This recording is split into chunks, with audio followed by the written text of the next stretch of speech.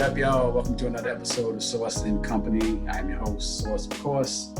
As always, you can follow me on Instagram and Twitter at Smitty Source on both of those. You can also follow the Source and Company, YouTube, Spotify, Apple Podcasts, Google, all that good stuff. And follow the Source NCO podcast IG page. Please, somebody follow that. Anyway, today's company, this is a redo for today's company. We actually did an interview in person a while back, but things didn't work out on the technical side, so we are running it back. So today's company is let me read it so I don't mess it up, the director of the Commonwealth Small Business Program. She is a former VCU track and field athlete. She actually held the record for the long jump, but we'll get to that later. And she is the person I know best that I know went on a game show. So we'll go. Today's company, Verniece Love. What's up, Verniece? Hey, Smitty, how you doing? I'm chilling, man, chilling. How are you? I'm good, hanging in there, can't complain at all. Got the hair all fresh. I can appreciate it. Not really. This was something quick. So how things going for you? I know you've had a lot going on recently, physically and with the start of school and all that good stuff with the kids. You know what? I haven't even asked you about that. How is it going with school so far? I know you're two of yours are actually at school, right? Yeah, they are. So my boys in kindergarten and second grade, they are at the Stewart School. So they started last week. The 31st was their first day of school. So they are in person. It's been going well.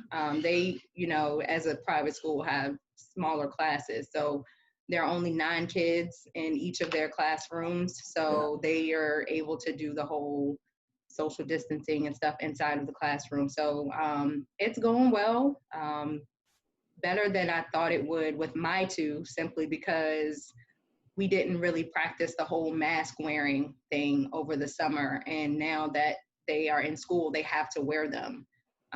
So, first couple of days, I got some emails from the teachers saying, we need to work on them wearing their masks, keeping them up on their face. But I think they've adjusted, but they are really excited to be back.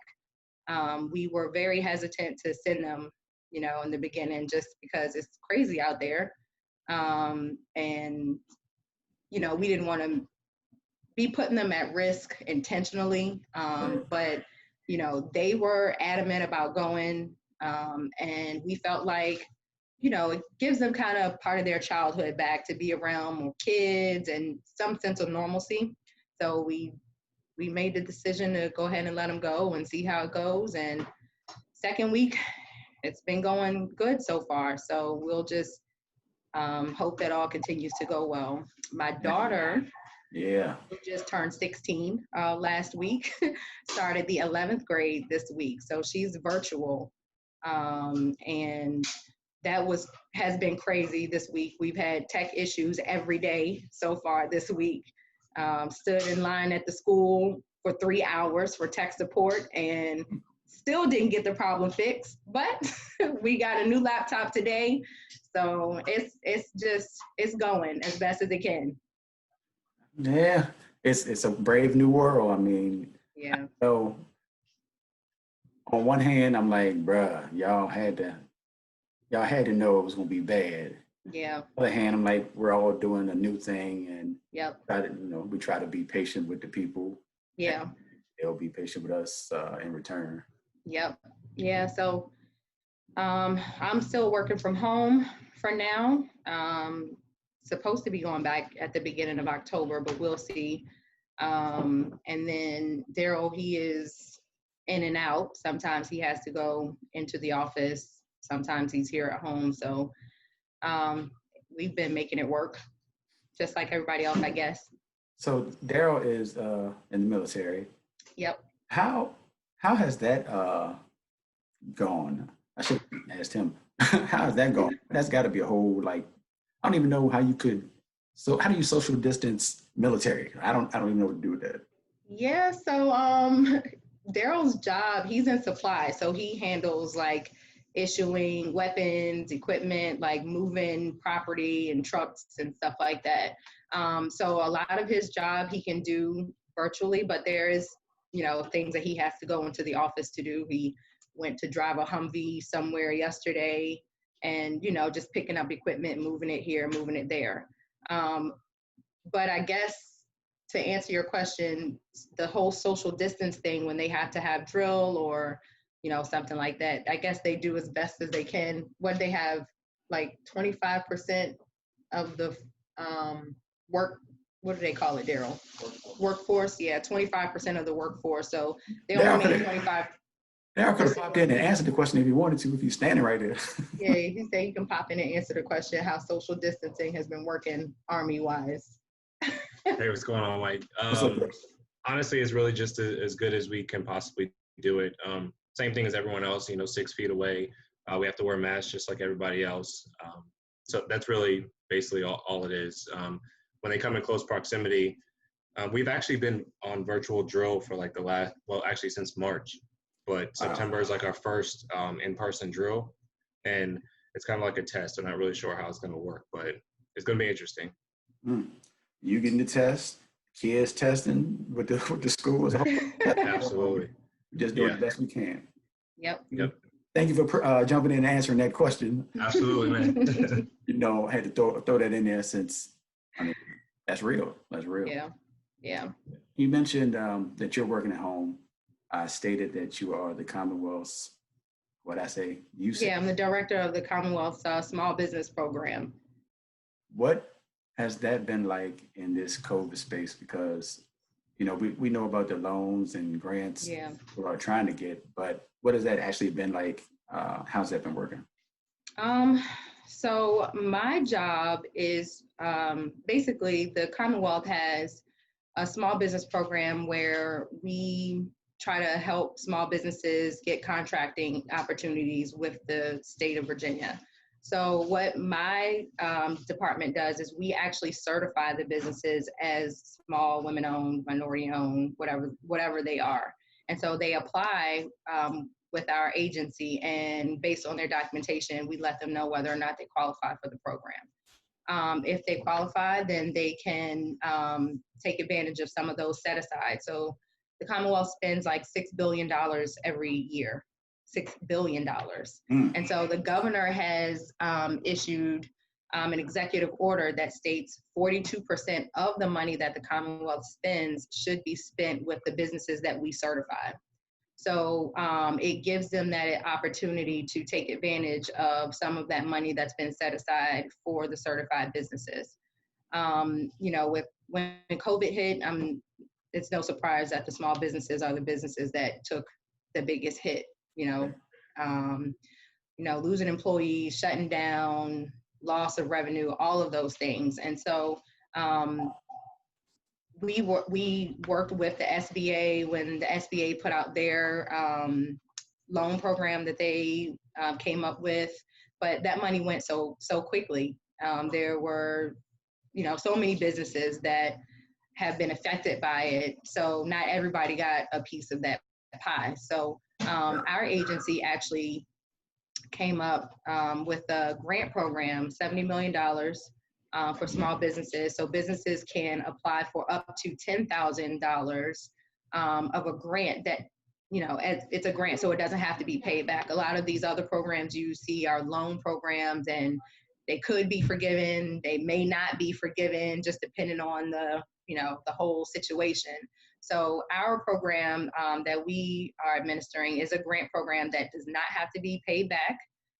It's up to $10,000, and it can go towards, any expenses that the business incurred, during this whole shutdown period, whether it's payroll or, purchasing equipment or, whatever they may need during that time. So if people don't know about it, I definitely encourage them to go to our website, which is www.sbsd.virginiaspelledout.gov. It'll be the first thing you see at the top. Again, it's $70 million money that does not have to be paid back. So, the more applications we receive, the better it is for, us and the small businesses in the Commonwealth. That's great. That's great. Sheesh. Yeah. That's a lot of money. It's probably if everybody could get to the money. Yeah. Probably not seem like as much. I mean, it's a lot of small businesses. Mm-hmm. I mean, that sounds like a lot of money. It sounds like a lot. It does. But when you think about how many small businesses we have, so 95% of the businesses in Virginia are small. So when you think about that $70 million, it's not a lot of money. And I mean, when the SBA put out their program, you saw businesses that you wouldn't even thought should have gotten a loan, like the Lakers. That's the thing, Lakers. though, because people don't I mean, obviously, there's no reason for people to realize that they're not in business or having. Mm-hmm. Yeah. People don't realize what qualifies as a small business. So we're all. Yeah. They got millions. How are they a small business? Mm-hmm. Yeah.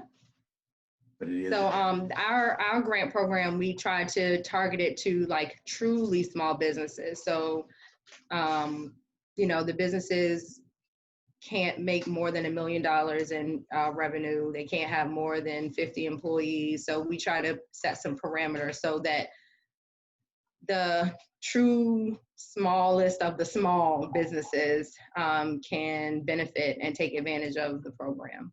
That's awesome. That's awesome. So we're going to go all the way back. Let's take it all the way back. You mentioned your daughter turned 16. 16. You aren't that old yourself. Yeah, so yes, that's right. So I had her when I was 17, actually. It's funny because when we took her out to lunch on her birthday, we went to O'Charlie's or whatever, and we had a waitress who was, taking our order. And so she took our order and she kind of walked away from the table to go put our order in. And my daughter said something to me. She was like, "Mommy, something, something, something." And so the waitress kind of did a double take. She came back to the table and she was like, "Excuse me, did she just call you mommy?" And I was like, "Yeah." And she was like, "So you're her mother?" And I'm like, "Yeah, I am." And she was like, "If you don't mind me asking, like, how old are you? You look like you're about, 20. I saw her because my daughter took a picture with the 1 in the 6 balloons to say she was 16. Mm-hmm. She was like, "I saw her take a picture. I saw you guys taking pictures and she turned 16. So how old are you?" And I was like, "Yeah, I'm 33. So she was like, "Oh, okay, yeah." So anyway, she just couldn't believe I was her mother. But yeah, I had her at the very beginning of my senior year in high school. I gave birth to her on September 2nd, which was a Thursday, and my senior year of school started that following Tuesday after Labor Day. So yeah, crazy, right? Right. I mean, and you mentioned I ran track at VCU. So I started running track when I was in the 7th grade. And I started doing it because all of my friends were doing it. I didn't know anything about track. Like, I just thought it was cool because all my friends were staying after school and hanging out. So I wanted to do the same thing. So I was like, I'm gonna run track. So I didn't know anything about running. I'm just out there, whatever. And so one day at practice in the 7th grade, we were running 400s and I ran a 60 flat in the 400.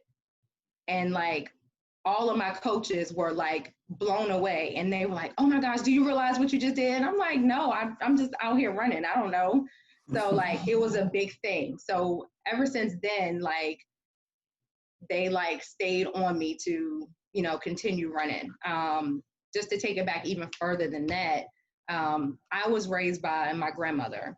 My parents were not really, a part of that process. So I didn't have,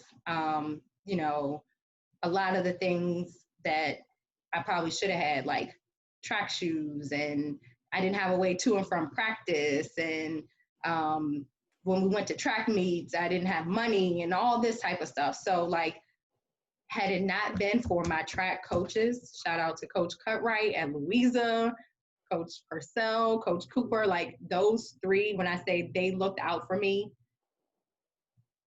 I don't know where I would be today had it not been for them. I never had to worry about having spikes. I never had to worry about getting to or from practice. You know, we had track meets on Saturdays. I always had a ride home. Like, they looked out for me a lot. So I guess fast forward to the end of my 11th grade year, when I ended up getting pregnant with my daughter, it was like a huge, like, wow to everybody, including myself. Well, did they respond negatively?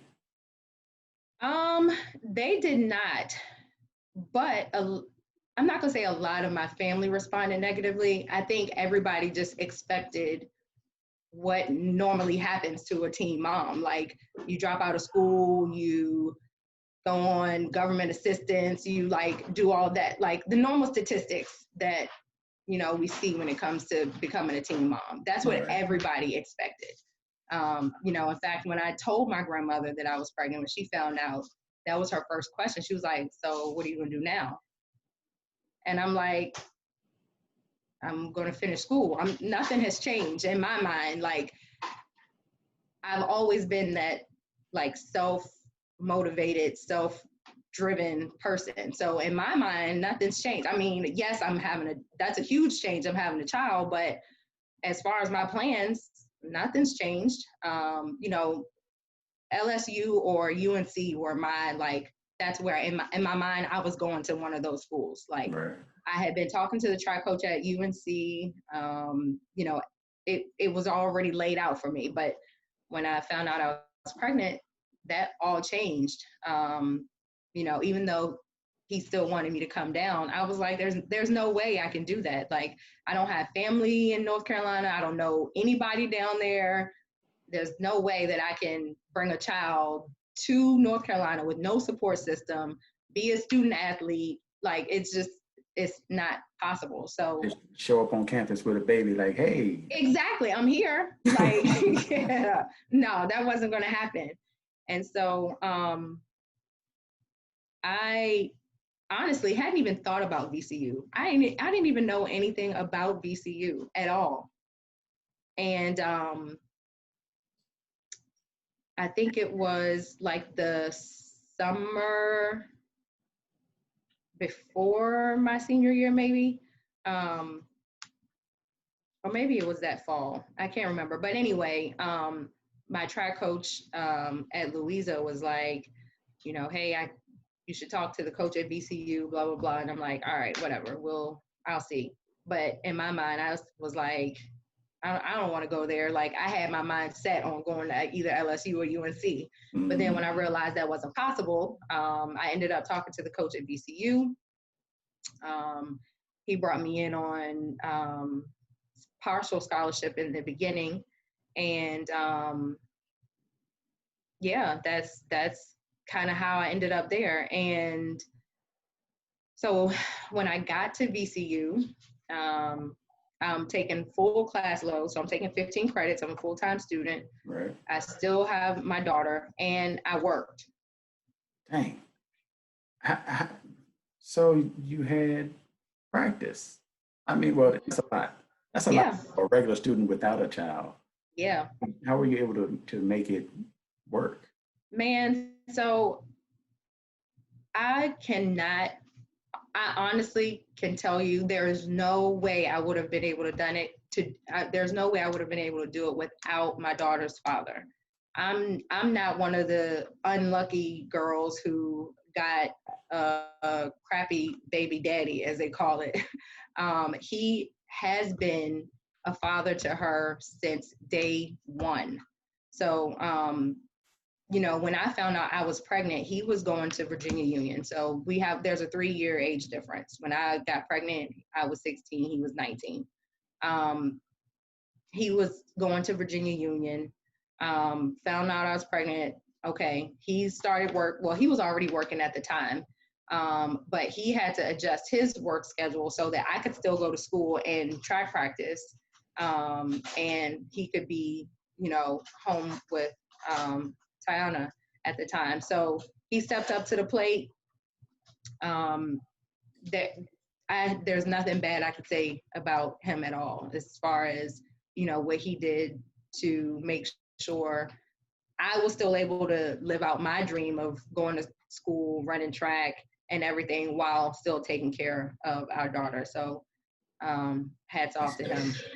Absolutely, absolutely. We always get the bad side, so definitely want to big up the positive Yeah. that make a difference, and that helped. I mean, obviously, it was helpful to you, as it should be, but it was helpful. It is helpful to your daughter, I would think, as well, being there from the beginning. Exactly. Yep. Yeah. So we were able to make it work. It was crazy because I would have practice on Mondays, Wednesdays, and Fridays. I had weightlifting at 5:30 in the morning. So I go to weightlifting at 5:30. I go to class at 8. I have like 2 or 3 classes in between then, starting at 8. Then I had track practice again at 2, where we go out to the track and do our workout or whatever. And then I worked from 4 to midnight. And you did, was that the schedule for the whole time? Did that end up being your schedule for like the 4 years, or was that So that ended up being my schedule for like 3 of the 4 years. Once I got to, I think it was the end of my junior year, because I worked at a campus job at the VCU Computer Center, basically where people would just call in to reset their passwords if they got locked out or something like that. So I wasn't doing strenuous work, but it was open 24 hours. So that was good because I was able to work, at night or, late hours. And I did that up until the end of my junior year, I think. Yeah, the end of my junior year, I worked there. And then, I didn't have a roommate. So I had a single room in Johnson Hall by myself because I didn't want, roommates or anything like that, because I would have my daughter over in my room. And, I just didn't want to have to deal with the drama or anybody saying anything out the way. And then I'd be fighting or something crazy like that. So I requested a single room, which actually before I got, I did get assigned a roommate, but I had to send in a request to get a single room and tell them why or whatever. So they ended up giving me one in Johnson Hall. Most of the athletes stayed over in Ackle on West Broad Street. That's like the athletes dorm. But I was fine being over in Johnson Hall in my little single room so that, I could have my daughter over whenever. Wow. So during that experience, you still were able to excel on. Yeah, man.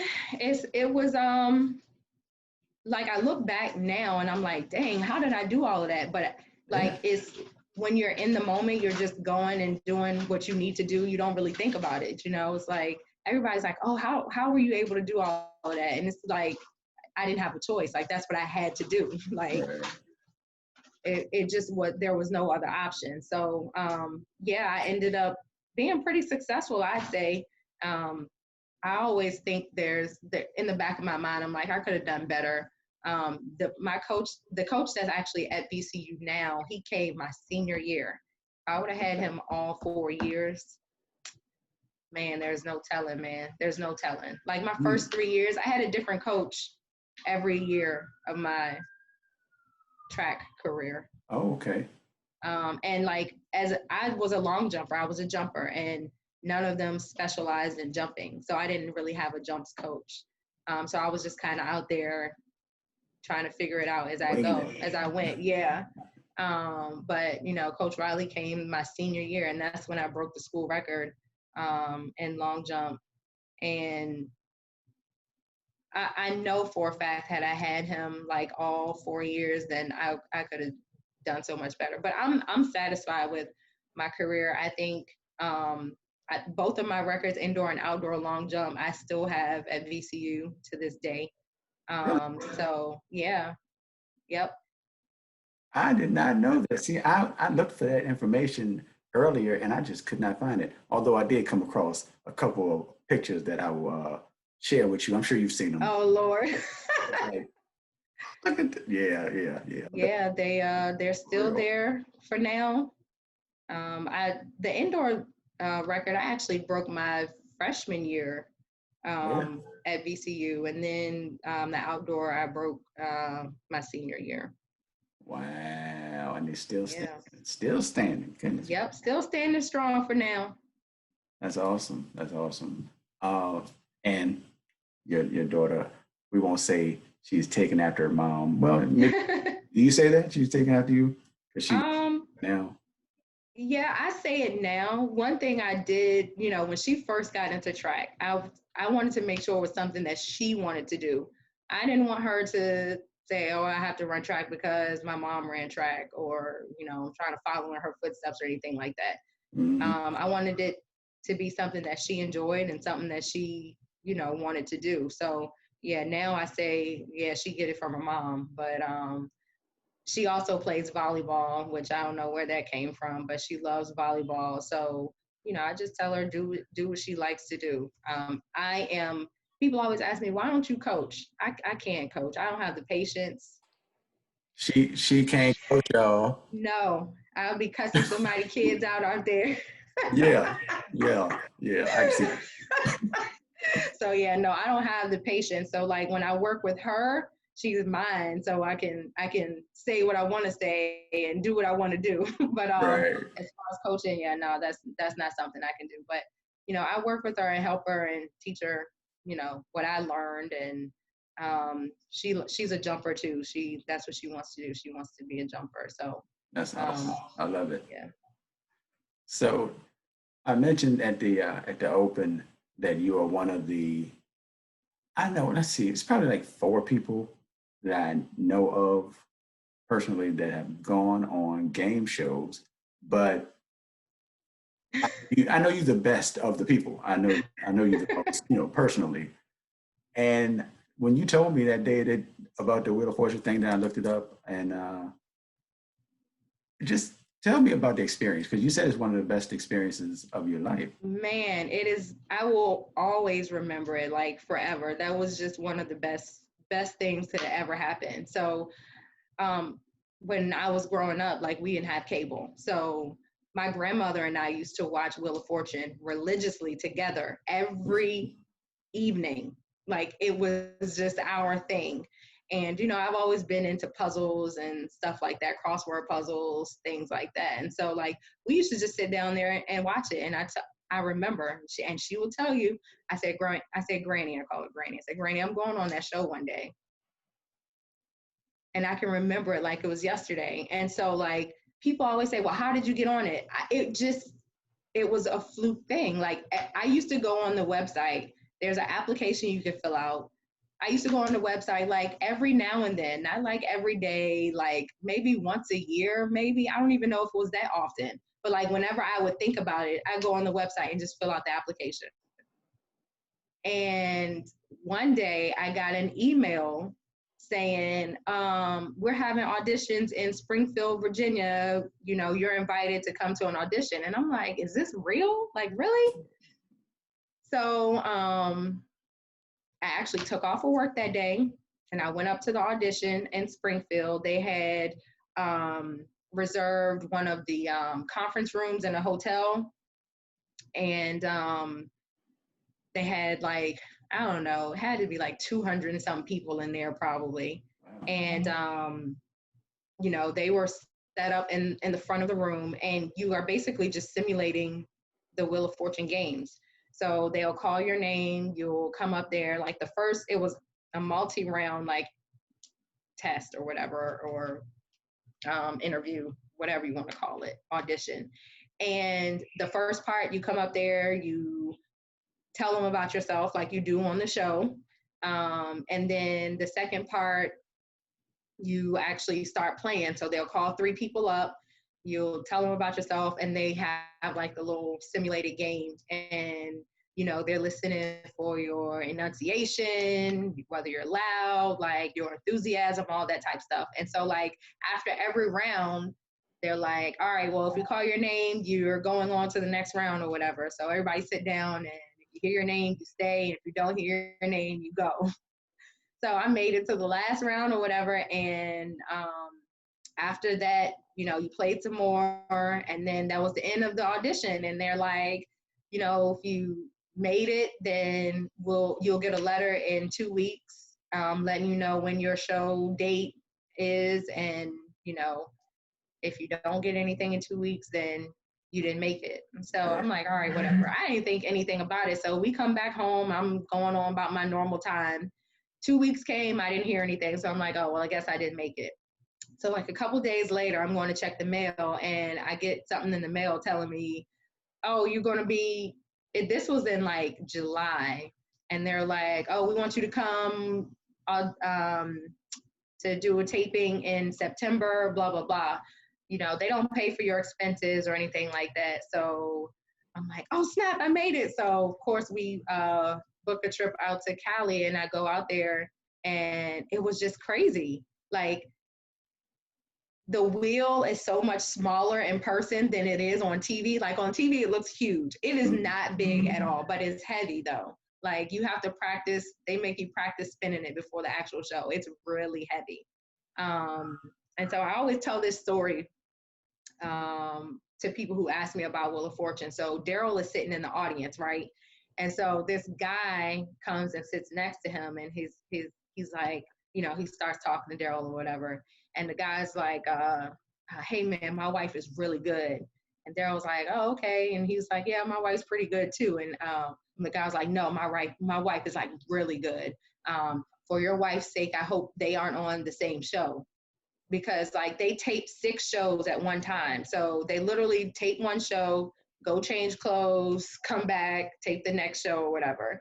And so Daryl was like, well, we'll see or whatever. So it gets to our taping, and his wife walks out first. And he's like, oh, there's my wife right there. There's my wife. And I walk out next. We're standing right beside her. And Daryl's like, oh, well, there's my wife right there.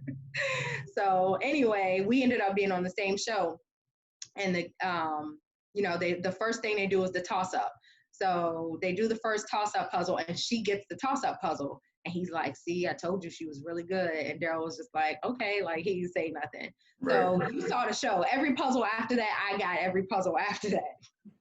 And so Daryl was like that. The guy like got up. He was so mad. He didn't say anything to him like as he left or anything. So, but it was a really neat experience. The whole time I'm there, I couldn't believe I was actually on the show. Like right. Standing here talking to Pat Sajak and Vanna White, like who would have ever thought that? It's right near the Clippers stadium, like not their stadium, their practice, where they practice or whatever, their arena. So that was pretty cool. We got to hang out in Cali for a couple of days, but the light, it's a lot different when you're doing it live than it is when you're sitting at home. Tell the people how things ended up. I mean, I know you said you got all the rest of them. Tell the people. Yeah, man. So total, I ended up winning like a little over 70 grand and mostly cash. The only prize I won was a trip to Hawaii. So we got an all expense paid trip to Hawaii, which we ended up taking for our anniversary. But the rest was just cash. It was insane. It was crazy. It was crazy. Like I could not believe it. Like if you watch the show, you'll just see me like, oh my gosh, like the whole time. Like it was just unreal. Man, I really thought I was dreaming. I'm gonna have to go to the Hulu or the Netflix archives and see if that. Yeah, see if you can find it. I mean, I'm trying to figure out a way that I can get it off of my DVR because I have it on my DVR. I was looking it up and like you have to buy some, I don't know, some piece to, I don't know, but I'm going to do it before I erase it off my DVR. I probably won't erase it, but I'm going to get it off my DVR as a DVD. That's dope, though. That's dope. Yeah. It was pretty crazy. And so like the whole time I couldn't tell people, I couldn't say anything about it. Yeah, Like when because did it air? I did the taping in like July and it aired like September 29th. So like I couldn't say anything the whole time. But they told us like a couple of days before to like start promoting it. So, I put something on Facebook and I was like, I'm going to be on Wheel of Fortune, make sure you tune in, whatever. But I couldn't give any details. I couldn't say, like, people was like, did you win? Did you win? And I'm like, I can't, you just have to watch. Like, I can't say that. Wheel of Fortune gonna tell you to promote it. I ain't got to promote it. Y'all promotion. Y'all already got all the promotion. Shoot, everybody already watching. But Yeah, it was really cool. It was like definitely a highlight of my life. I think my kids got to watch it too. So my daughter, she was old enough because this was in 2014. So, she was old enough to know what was going on. I was actually, let's see, 2014. I had Makai not too long ago and had just found out I was pregnant with Aiden. So like I was able to go back and watch it with them, and they're like, Mommy, you were on TV. So it was like real cool for them to see me on TV. wait till they really, really see it. Yeah, I know, right? Like, what is my mama? Yeah, that was pretty cool. So as far as like even today, you still are an athlete.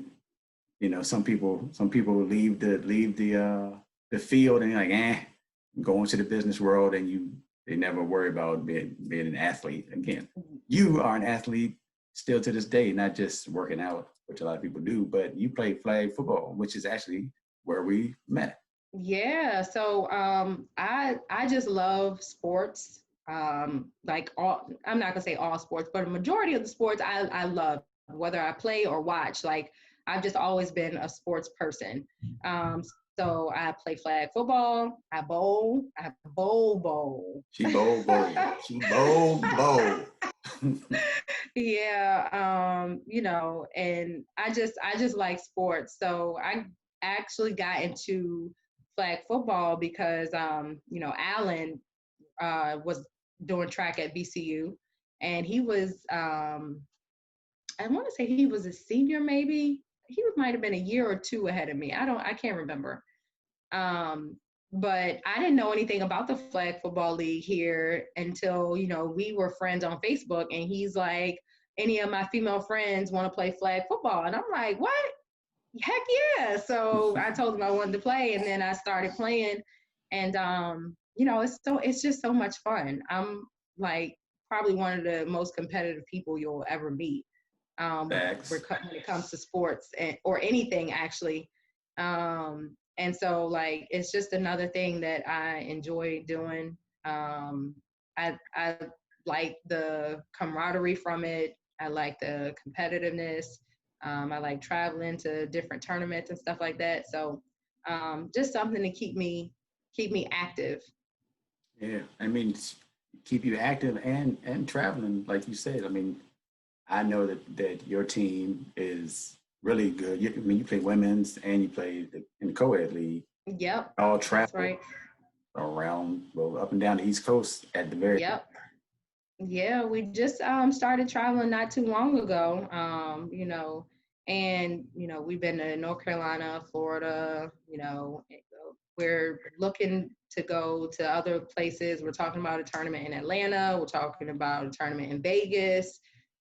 Philly. So it's just a way to travel and have fun and compete against other teams, across the U.S. or nationally. Like when we went down to Florida, there were teams from like the Bahamas and Cayman Islands and like everywhere. I didn't realize it was such a huge sport. And I actually got to meet Ocho Cinco through flag football. I got a picture with him at Nationals a couple years ago. I took a picture with him. So that was real cool. Wow, yeah.